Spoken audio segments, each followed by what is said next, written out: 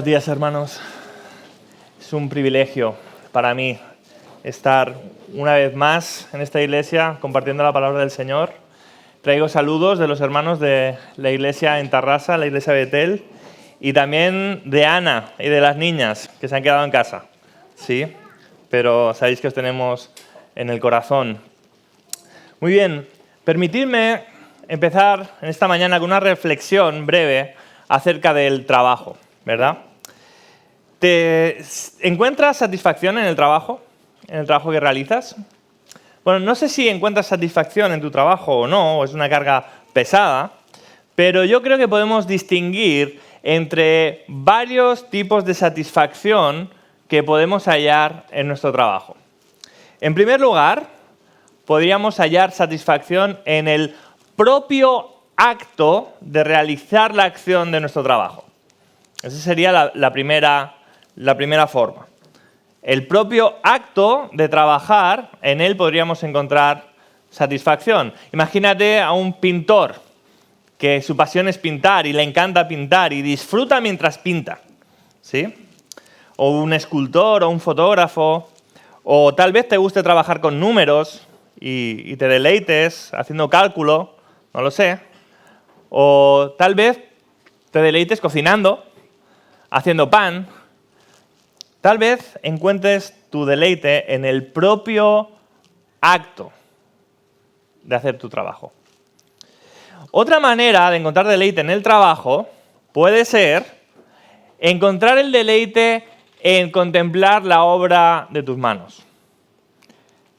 Contemplar la obra de tus manos. Una vez el pintor ha acabado el cuadro y lo ve y dice, ¡wow!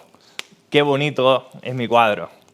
¡Qué colores! ¡Qué bien me ha quedado! O esta fotografía, ¡fua! Es que es para que gane concursos, ¿verdad? O el paleta que acaba una obra y ve la casa que acaba de construir y dice, ¡wow! Mira lo que he conseguido hacer, y siente placer y siente gozo en la obra de sus manos, ¿no? Ahora, con independencia de que te guste tu trabajo en el hecho de hacer el trabajo, o que te goces en contemplar la obra de tus manos, ¿sí? Es decir, con independencia de que encuentres el deleite o no, yo creo que todos nosotros vamos a trabajar bajo la perspectiva de disfrutar del fruto de nuestro trabajo.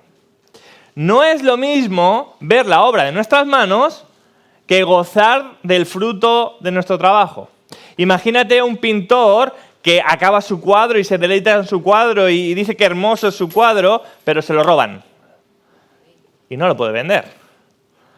¿Y ahora cómo paga las facturas? ¿Y ahora cómo come? ¿Me seguís? No es lo mismo contemplar la obra de tus manos que disfrutar del fruto de tu trabajo. Y todos nosotros, los que trabajamos, nos levantamos por la mañana para ir a trabajar con la perspectiva de conseguir un fruto. Y esto es indistinto a que te guste tu trabajo o no. Aunque te guste tu trabajo, no lo harías probablemente sin la perspectiva de conseguir un fruto. Imagínate un agricultor que labra la tierra y lo hace todo bien y primero la cosecha y luego la riega y luego la poda y justo antes de la cosecha viene una helada y lo pierde todo. Él ha podido ver cómo ha plantado ese huerto y cómo ha crecido su huerto, pero no ha podido disfrutar del fruto de su trabajo. No plantó, él sabía que podía pasar, pero no plantó la semilla sin la expectativa de disfrutar del fruto de su trabajo. Con esta idea en mente de que todos trabajamos por el hecho de disfrutar del fruto de nuestro trabajo, con esta idea en mente vamos a ir a Mateo capítulo 21, al texto que tenemos por considerar en esta mañana, a partir del versículo 33. Mateo 21, 33. Ahora bien, este es un sermón que se escucha mejor con la Biblia en papel, ¿Por qué? Porque vamos a estar yendo para adelante y para atrás y el truquito de dejar el dedo ahí donde nos hemos quedado nos va a servir. Entonces, si tienes la Biblia en papel, mejor que en digital, porque vamos a estar comparando textos y va a ser mucho más ágil. ¿Sí? Hoy vamos a empezar el sermón en esta mañana con este texto, vamos a ir al pasado, vamos a ir al Antiguo Testamento a ver unas cuestiones y después vamos a ir a un texto que tuvo lugar después. Así que necesito vuestras neuronas, necesito que prestéis atención, que nadie se me despiste por el camino. ¿Sí? Muy bien, vamos a dar lectura a nuestro texto. Dice así la palabra del Señor. Oíd otra parábola. Hubo un hombre, padre de familia, el cual plantó una viña, la cercó de vallado, cavó en ella un lagar, edificó una torre y la arrendó a unos labradores y se fue lejos. Y cuando se acercó el tiempo de los frutos, envió a sus siervos a los labradores para que recogiesen sus frutos. Mas los labradores, tomando a los siervos, a uno golpearon, a otro mataron y a otro apedrearon. Envió de nuevo otros siervos, más que los primeros, e hicieron con ellos de la misma manera. Finalmente les envió a su hijo, diciendo: tendrán respeto a mi hijo. Mas los labradores, cuando vieron al hijo, dijeron entre sí: este es el heredero, venid, matémosle y apoderémonos de su heredad. Y tomándole, le echaron fuera de la viña y le mataron. Cuando venga, pues, el señor de la viña, ¿qué hará con aquellos labradores? Le dijeron: a los malos destruirá sin misericordia y arrendará su viña a otros labradores que le paguen el fruto a su tiempo. Y les dijo: ¿nunca leíste las Escrituras? La piedra que desecharon los edificadores ha venido a ser cabeza del ángulo. El Señor ha hecho esto y es cosa maravillosa a nuestros ojos. Por tanto os digo que el reino de Dios será quitado de vosotros y será dado a gente que produzca los frutos de él. Y el que cayere sobre la piedra será quebrantado, y sobre quien ella cayere le desmenuzará. Y oyendo sus palabras, los principales sacerdotes y los fariseos entendieron que hablaba de ellos, pero al buscar cómo echarle mano, temían al pueblo, porque éste le tenía por profeta. Amén. Hasta aquí la palabra del Señor. Vamos a orar, vamos a pedirle que Él nos hable. Señor, una vez más venimos ante tu presencia a escuchar tu voz. Necesitamos que tú en esta mañana nos hables, Señor. Necesitamos entender, comprender tu palabra. Necesitamos recibir instrucción de ella. Necesitamos confiar más en ti. Necesitamos dar tu fruto. Ayúdanos. Sé con nosotros. Gracias por todo lo que has hecho. Gracias por tu ministerio aquí en la tierra, en nuestro lugar. Gracias por habernos escogido. Gracias por habernos llamado. Gracias por la esperanza eterna que tenemos en Cristo Jesús. Te pedimos en esta mañana, oh Señor, que tú nos permitas estar concentrados en tus palabras, que nos permitas entender lo que tú nos has dejado aquí por escrito y que tú nos hables a cada uno de una forma poderosa, particular, para que podamos ver tu gloria. Te lo pedimos en el nombre de Cristo Jesús, Señor nuestro. Amén. Muy bien. En primer lugar, vamos a ver la introducción de esta parábola. Versículo 33 dice así: oíd otra parábola. Hubo un hombre, padre de familia, el cual plantó una viña, la cercó de vallado, cavó en ella un lagar, edificó una torre y la arrendó a unos labradores y se fue lejos. No hay duda de que este versículo 33 es la introducción a nuestra parábola, ¿verdad? Toda historia, aunque sea contada en forma de parábola, aunque no fue histórico, pero está contado como si fuera una historia, toda historia tiene un contexto, ¿verdad? Sucede en algún sitio, en algún momento, con algunos personajes. Necesitamos, para entender una historia, entender su contexto, ¿verdad? Y en este versículo tenemos el contexto de la parábola. Lo que ha sucedido. Un hombre ha plantado una viña y la ha arrendado a unos labradores. Ahora bien, todos los detalles que aquí añade el Señor Jesús de cómo ha sido esto, están ahí específicamente para que los fariseos, para que los principales sacerdotes y los ancianos de la ciudad que estaban escuchándole claramente entendieran la alusión que él estaba haciendo. Por favor, acompañadme a Isaías capítulo 5. Vamos a leer los 2 primeros versos.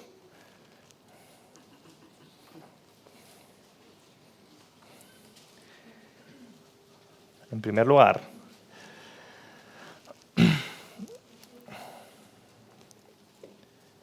y quiero que veamos el lenguaje que toma Jesús, de dónde sale. Dice así Isaías 5. Ahora cantaré por mi amado el cantar de mi amado a su viña. Tenía mi amado una viña en una ladera fértil. La había cercado y despedregado y plantado de vides escogidas. Había edificado en medio de ella una torre y hecho también en ella un lagar. Y esperaba que diese uvas y dio uvas silvestres. ¿Os dais cuenta de lo que está haciendo el Señor Jesús en Mateo 21? Con su introducción está haciendo una clara alusión a Isaías capítulo 5. Fijémonos, en ambas parábolas vemos un hombre que planta una viña. En ambos casos la cercó, es decir, le puso un vallado alrededor. En ambos casos cavó en ella un lagar. En ambos casos edificó en medio de ella una torre. Así que cuando el Señor Jesús está introduciendo su parábola, está tomando el lenguaje y los símbolos, ¿de dónde? De Isaías capítulo 5. Así que, si queremos entender Mateo 21, en primer lugar, tenemos que comprender Isaías capítulo 5, porque la audiencia original que estaba escuchando esta parábola en labios del Señor Jesús, enseguida hizo Isaías 5. Ellos conocían las Escrituras de memoria. Así que, brevemente, y sin querer extenderme mucho, vamos a leer esta parábola en Isaías 5, la vamos a exponer y luego vamos a retomar la parábola que habíamos iniciado en Mateo 21. Dice así la palabra del Señor. Ahora cantaré por mi amado, el cantar de mi amado a su viña. Tenía mi amado una viña en una ladera fértil, la había cercado y despedregado y plantado de vides escogidas, había edificado en medio de ella una torre y hecho también en ella un lagar. Y esperaba que diese uvas y dio uvas silvestres. Ahora pues, vecinos de Jerusalén y varones de Judá, juzgad ahora entre mí y mi viña. ¿Qué más podía hacer a mi viña que yo no hubiese hecho en ella? ¿Cómo esperando yo que diese uvas ha dado uvas silvestres? Os mostraré pues ahora lo que haré a mi viña. Le quitaré su vallado y será consumida. Aportillaré su cerca y será hollada. Haré que quede desierta, no será podada ni cavada, y crecerán el cardo y los espinos. Y aún las nubes mandaré que no derramen lluvia sobre ella. Ciertamente, la viña de Jehová de los ejércitos es la casa de Israel, y los hombres de Judá, planta deliciosa suya. Esperaba juicio, y he aquí vileza, justicia, y aquí clamor. Como os digo, sin entrar en todos los detalles, a vista de pájaro, vamos a exponer este texto. En primer lugar, el contexto es que tenemos a un labrador, a un dueño de una viña, que ha plantado una viña. ¿Y qué ha hecho con esa viña? En primer lugar, la ha situado en una ladera fértil. ¿Os suena este lenguaje con la tierra prometida? La tierra donde fluye leche y miel. ¿Sí? La ha cercado para protegerla. La ha despedregado para que sus raíces crezcan fuertes. La ha plantado de vides escogidas por él mismo. Ha edificado en medio de ella una torre para habitar en medio de su viña y proteger y vigilar su viña. Y por último, había edificado en medio de ella un lagar. Una pregunta, ¿para qué sirve un lagar? El lagar sirve para hacer vino. Entonces, si tú tienes una viña y en tu viña, al lado de tu viña, edificas un lagar, es porque tienes una expectativa, ¿no? Coger el fruto de tu viña para disfrutar de su vino. ¿No es cierto? ¿Te das cuenta de lo que está pasando aquí? La expectativa es que el dueño de la viña, el Señor, lo había hecho todo para recoger buen fruto. Esperaba que diese buen fruto. Sin embargo, la viña ha dado uva silvestre, es decir, una uva que no sirve para hacer vino. Él esperaba buen fruto, lo ha hecho todo para que dé buen fruto, sin embargo, su viña no ha dado buen fruto.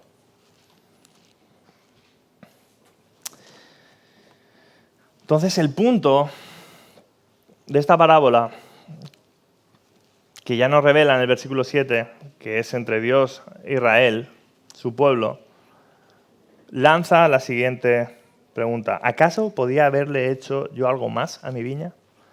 ¿Hay algún cuidado que le podría haber dado más? ¿Podría haber hecho yo algo más?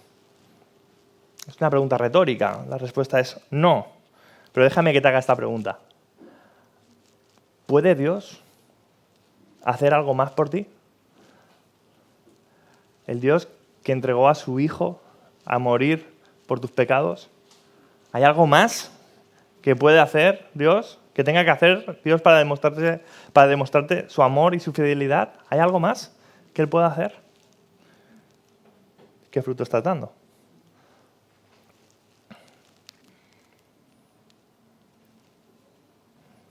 Entonces, prosigue la parábola con una pregunta, otra pregunta retórica. Les dice al pueblo, juzgad entre mí y mi viña. ¿Qué voy a hacer con mi viña? ¿Qué haríais vosotros con la viña? ¿No? Yo lo he hecho todo para que dé buen fruto y no da buen fruto. Pues ¿sabéis qué voy a hacer con la viña? Voy a quitarle el vallado para que sea arrasada, para que cualquiera la pisotee, no la voy a ni a podar, ni la voy a cavar, no voy a recibir ningún cuidado y aún a las nubes del cielo voy a decirles que no llueva sobre ella. Va a estar destruida, arrasada. Es un mensaje de juicio para Israel. ¿Por qué? Porque Israel no dio buen fruto. Dios lo hizo todo para que diera buen fruto, pero Israel no dio buen fruto. Ahora, con esta perspectiva en mente de qué significa Isaías capítulo 5, podemos volver a nuestra parábola principal en Mateo 21 a partir del 33. Y debemos notar que si bien es cierto que el lenguaje y los símbolos los toma de Isaías 5, la parábola tenemos que notar que es distinta. No es la misma parábola, no es la misma enseñanza, o al menos no exactamente.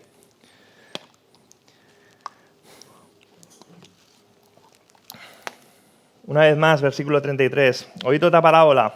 Hubo un hombre, padre de familia, el cual plantó una viña, la cercó de vallado, cavó en ella un lagar, edificó una torre y la arrendó a unos labradores y se fue lejos. Aquí tenemos la primera distinción. Ahora el foco no está en el fruto de la viña. Ahora está el foco puesto ¿dónde? En que Dios ha alquilado su viña. La ha puesto en manos de unos labradores. ¿A fin de qué? A fin de que en su tiempo le den fruto. Ellos debían trabajarla, debían regarla, debían podarla, podían disfrutar de su fruto, por supuesto, pero debían pagar el fruto al amo a su tiempo. Entonces, ¿qué pasó? Versículo 34. Y cuando se acercó el tiempo de los frutos, envió sus siervos a los labradores para que recibiesen sus frutos. Mas los labradores, tomando a los siervos, a uno golpearon, a otro mataron y a otro apedrearon. Envió de nuevo otros siervos, más que los primeros, e hicieron lo mismo, de la misma manera. Tenemos que entender que en este punto la audiencia principal de Jesús ya sabe quién es la viña, a causa de Isaías 5, y ya sabe quién es el dueño de la viña.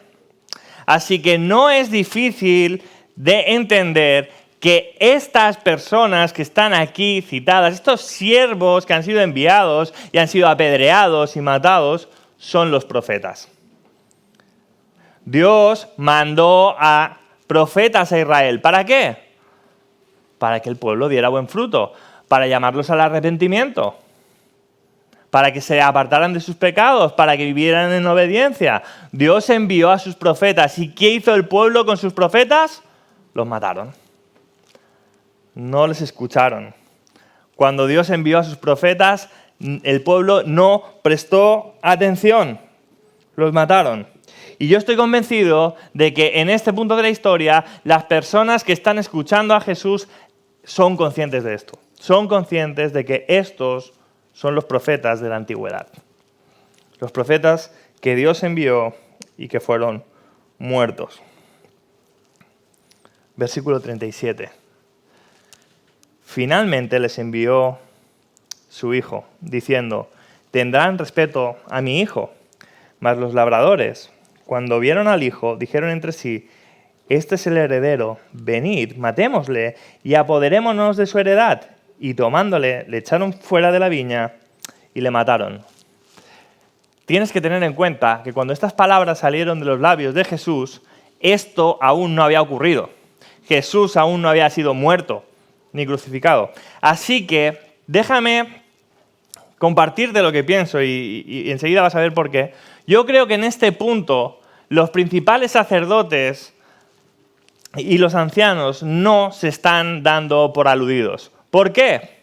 Porque ellos tenían la expectativa de que cuando viniera el Mesías lo iban a recibir con los brazos abiertos. Sí, nosotros estamos esperando a que Dios envíe a su Mesías, a ese nuevo David, ese gran guerrero que nos libre de los romanos. Eso es lo que estaban esperando. Entonces, ellos no se identifican con estas personas en este momento.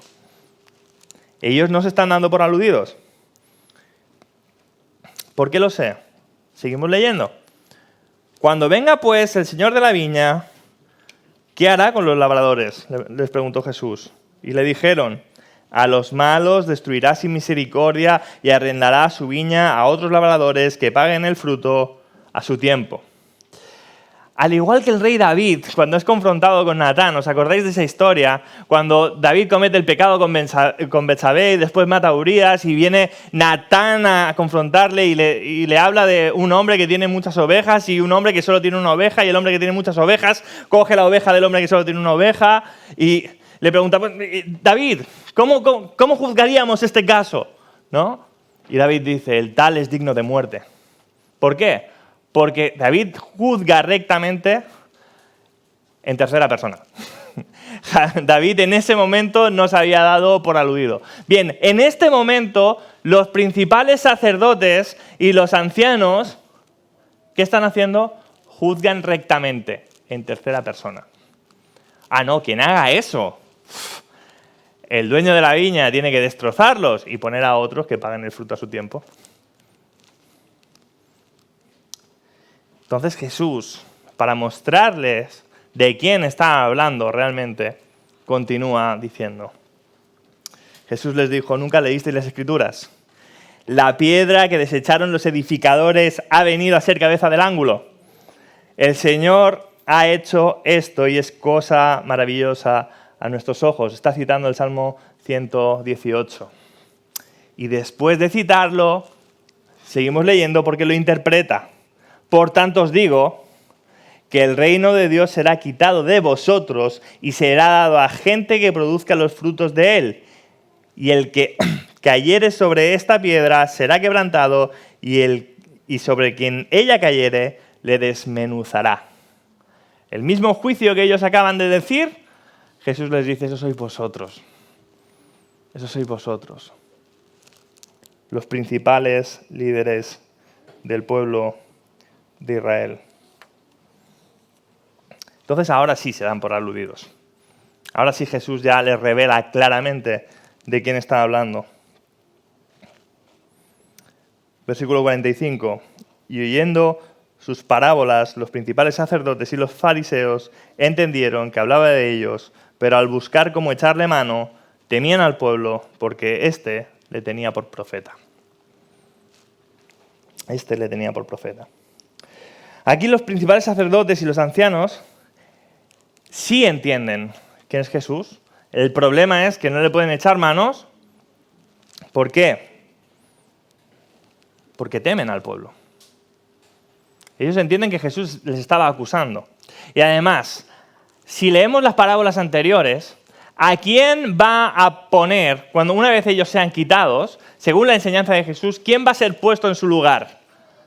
Una raza de super fariseos, super más santos, que seguro que obedecen la ley de una mejor manera, de una forma aún más recta que ellos. No, ¿quién van a ser puestos? Si leemos el capítulo, los versículos anteriores, nos damos cuenta que son los publicanos y las rameras las que van delante de ellos en el reino de los cielos. Entonces ellos van a ser desechados, ¿para qué? Para poner delante de ellos a los publicanos y las rameras. No una superélite de fariseos, sino los que ellos despreciaban. Ahora, comparando ambas parábolas, una vez más, vemos que tenemos similitudes y tenemos diferencias, ¿no es cierto? En la primera parábola, ¿dónde estaba puesto el foco? En la primera parábola el foco estaba puesto en el fruto que había dado la viña. Es decir, en el fruto que estaba dando Israel, en las obras del pueblo, las malas obras del pueblo.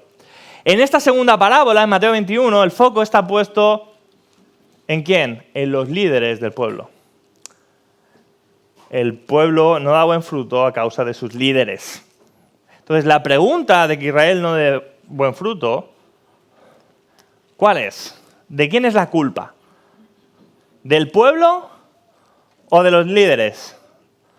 ¿Quién tiene la culpa de que Israel no obedezca a Dios? ¿El propio pueblo en sí o los líderes del pueblo? Ambos. La respuesta es ambos. ¿Por qué? Porque los líderes, los malos líderes del pueblo surgen cuando el pueblo no quiere oír la palabra de Dios. Cuando un pueblo se desvía, cuando el pueblo de Dios se desvía y no quiere escuchar la palabra de Dios, presta oídos a falsos maestros que les regalen los oídos y les digan lo que quieren oír.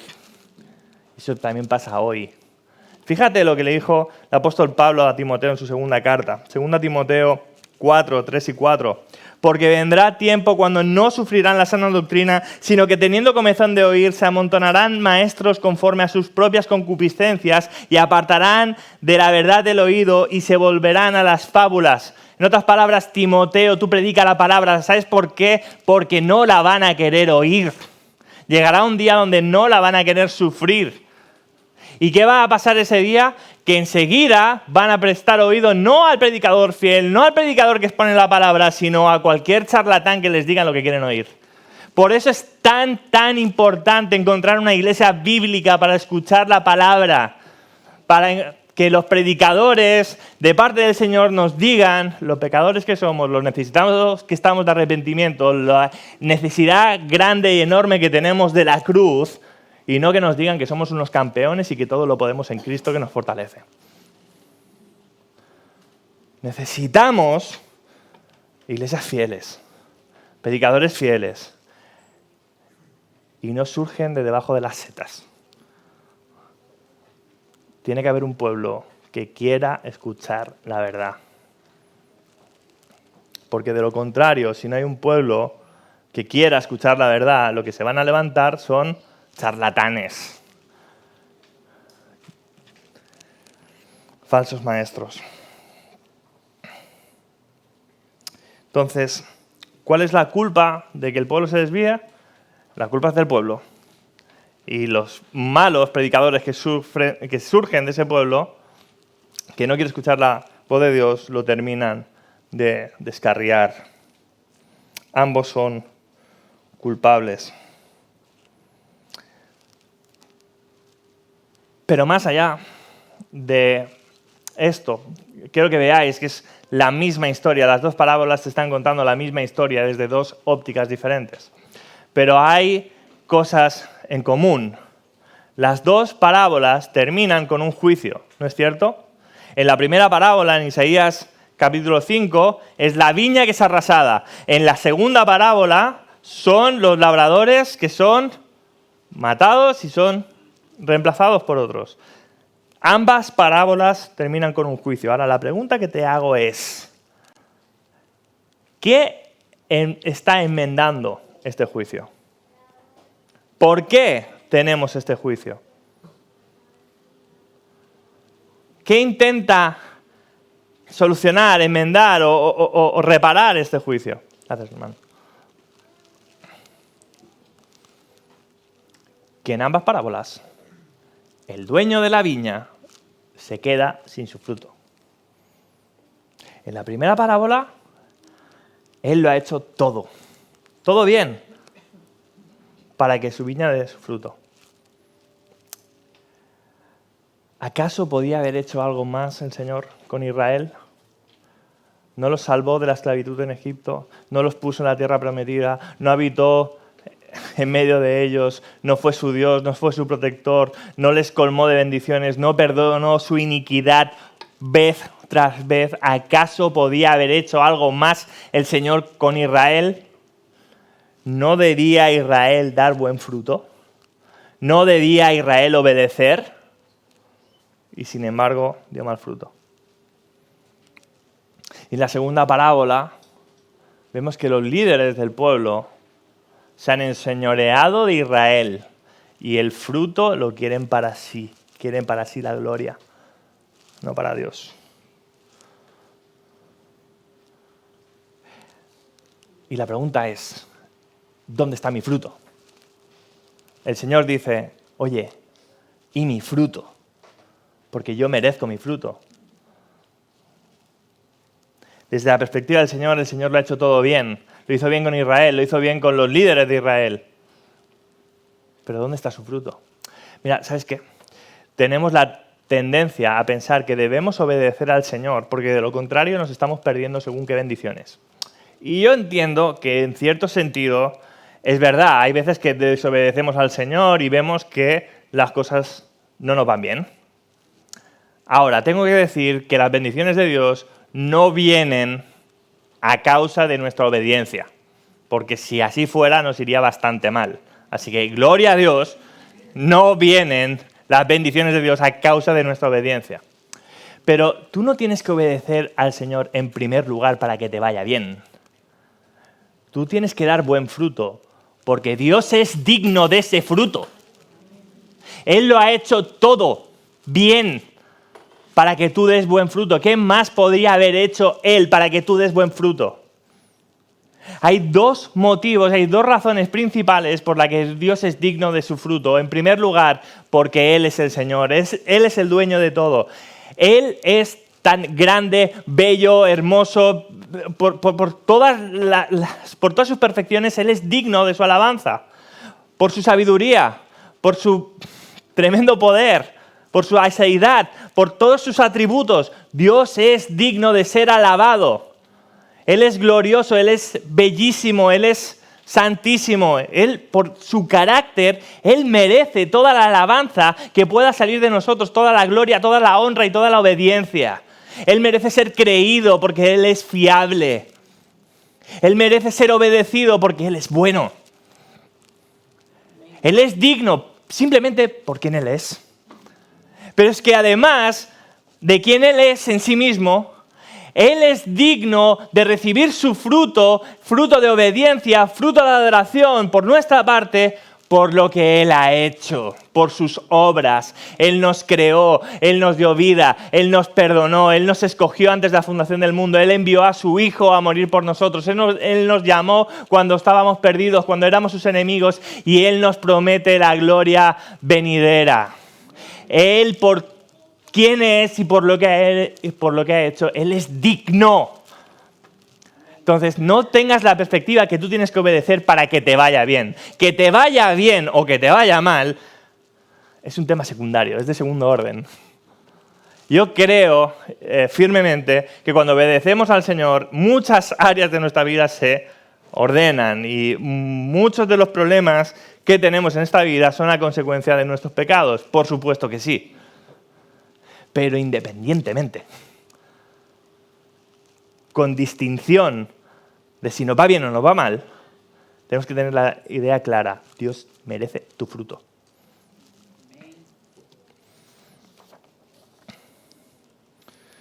Si no conoces a Cristo, estás hoy aquí, y aún no eres cristiano. Mira, no sé si te han dicho que te va a ir mejor en el cristianismo. Tal vez quieras restaurar tu matrimonio, tal vez quieras encontrar la verdad, tal vez quieras que Dios provea un trabajo, no sé. ¿Qué esperas de Dios? Pero sí te puedo decir algo. Él es digno de que tú obedezcas. Tú te debes arrepentir de tus pecados en primer lugar porque Él lo merece. No por nada que Él te pueda dar. Los cristianos tenemos la esperanza mayor que existe. Nosotros creemos, tenemos el convencimiento profundo de que vamos a estar algún día con Él por toda la eternidad, en su gloria, en un lugar donde no habrá más llanto, no sufriremos ni físicamente ni espiritualmente jamás. Y eso es un gran motivo, una gran esperanza para hacerse cristiano. Pero ¿sabes qué? Eso es de segundo orden. En primer lugar, tú debes arrepentirte porque Dios lo merece. Dios lo merece. Él lo ha hecho todo para tener de tu parte obediencia y fidelidad. Él ha mostrado cuán bueno es y cuán digno de ser creído. Así que Él merece que tú le creas, más allá de lo que Él te pueda dar. Ahora bien, no sé si os dais cuenta, no sé si alguien se ha dado cuenta que tenemos un grave problema en este momento, en este punto del sermón. Tenemos un gran problema. ¿Por qué? Porque no sé cuánto te conoces, pero yo sé que ni tú ni yo somos capaces de dar el fruto que Dios merece. No llegamos, ni por asomo. Entonces, ¿qué hacemos? Porque nosotros somos insuficientes. Nuestro fruto, nuestras mejores obras, dice la Biblia que son como trapos de inmundicia delante de Él. Nuestras obras de justicia, esas son las buenas. Las buenas son como pañales usados delante de Él. ¿Qué hacemos con las malas? Acompañadme a Juan, capítulo 15.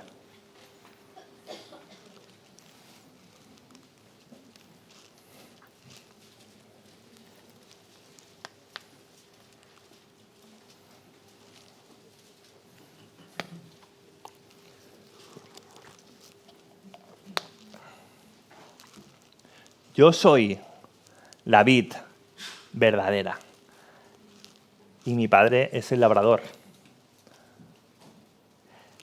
Menos mal. Gloria a Dios. Aleluya. ¿Sabes qué? Cristo Jesús es la vid verdadera.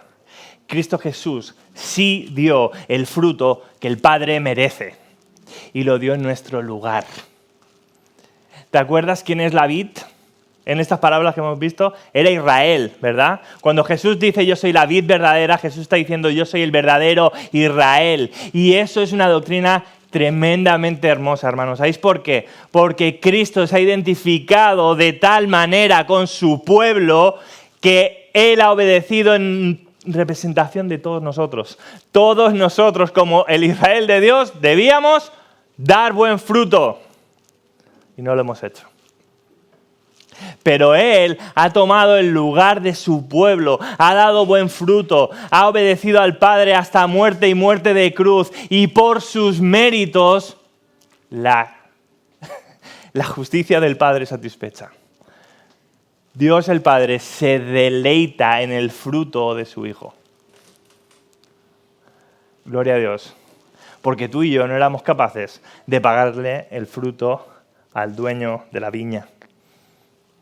Pero Cristo Jesús se identificó con su pueblo de tal manera que Él sí lo pagó. Todo pámpano que en mí no lleva fruto lo quitará, y todo aquel que lleva fruto lo limpiará para que lleve más fruto.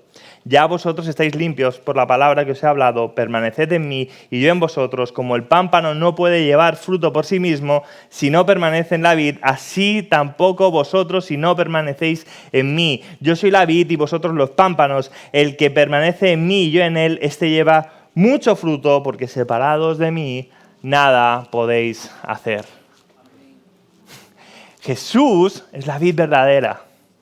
¿Y nosotros? Y nosotros permanecemos en Él. somos los pámpanos. Así que cuando nosotros damos buen fruto, no es en nuestra propia raíz, es en la suya. Mira, por ponerlo de una forma más práctica, si tú ahora mismo estás pensando en cosas que tienes que cambiar en tu vida, cosas que no están bien, pecados que estás cometiendo, tal vez sistemáticamente, que te tienen ahí atrapado, cosas que tú sabes que tienes que cambiar, si tú estás pensando, venga, mañana lo dejo, yo puedo, en tus fuerzas, ¿sabes qué va a pasar con ese pensamiento? Pongo en tela de juicio que pase el umbral de esa puerta. Cuando pases el umbral de esa puerta ya se te habrá pasado. El cristiano más fuerte de todos nosotros es más débil que una pompa de jabón. No, nosotros tenemos que examinarnos, nosotros tenemos que ver nuestra vida, cómo está, no para decir, venga, que yo puedo con mi pecado, sino para llevarlos a los pies de la cruz. Tenemos que mirar la preciosa cruz de Cristo, porque ahí sí tenemos todos los motivos para vivir una vida en santidad. Y en su poder sí que podemos vencer al pecado. Así que cuando yo sé que tengo que cambiar cosas, digo, Señor, no puedo. Ayúdame. Soy pecador. Peco porque amo el pecado, porque lo amo más que a ti, y yo necesito que tú me des salvación hoy. Perdóname. Y en arrepentimiento y fe es como un cristiano va creciendo. Deja de mirarte a ti, deja de mirar tus posibilidades, deja de medir tus fuerzas y empieza a mirar la cruz de Cristo, porque es ahí donde tenemos victoria y es ahí donde llevamos mucho fruto. Si permanecemos en la vid que es Cristo, en la vid verdadera, llevaremos mucho fruto. Y seguro que Dios nos podará. Y seguro que nos dolerá cuando nos pode. Pero nos podará, ¿sabéis para qué? Para que llevemos más y más fruto. Amén. Para terminar, vamos a leer un texto en Jeremías, capítulo 17. Versículos 7 y 8.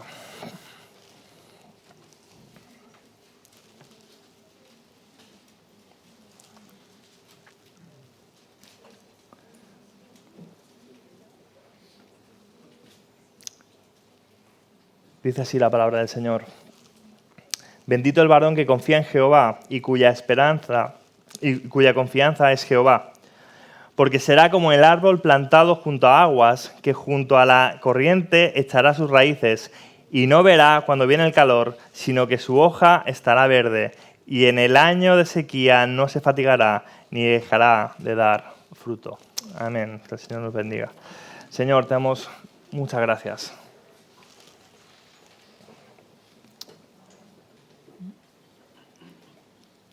Por habernos hablado hoy, Señor. Gracias porque te necesitamos. Necesitamos cambiar tantas cosas de nuestra vida, Señor, pero no somos fuertes, somos débiles. Pero en tu poder, oh Señor, mirando tu preciosa cruz, ahí sí, ahí nos arrepentimos, ahí podemos llevar nuestras cargas, Señor, y pedirte victoria sobre el pecado, porque tú venciste al pecado, Señor. Ayuda a cada uno de mis hermanos y a mí mismo a examinarnos a la luz de tu palabra, a la luz de tu persona, a la luz de tu santidad, Señor. Y examínanos a cada uno de nosotros para ver dónde están nuestros pecados, que no vemos, que estamos cegados, para que nos podamos arrepentir y para que nos podamos esforzar en dejar el pecado atrás, Señor, pero en tus fuerzas, no en las nuestras, porque te lo pedimos en el nombre de Cristo. Amén.